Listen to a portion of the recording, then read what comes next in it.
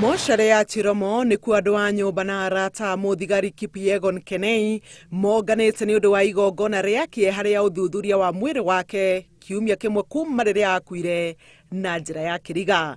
Rirari rita ria mbere ria andu a nyumba yake kuona mwiri wa mwendwa wao mbere ya Ndagitari atano wa guthuthuria mwiri wake. Kuringana na Ndagitari Oduor, mwiri wa Kenei nduri na nguraro igi. Kenei died because of a single contact gunshot on the wound which entered the body through the chin and exited on the forehead. So it means that the gun was in contact with the skin of the chin, yes. We've taken samples for toxicological analysis.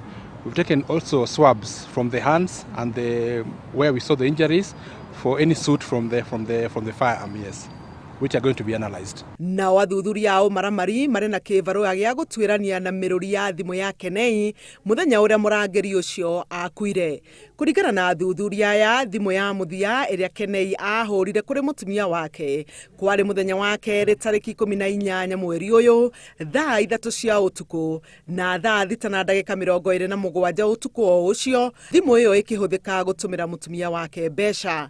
No kuma hau mutumia wake ndamunyitire ringi na thimu iyo iria ahuraga maita maingi akienda amutaririe iguru ria mbeca iria akoretwo amutumira.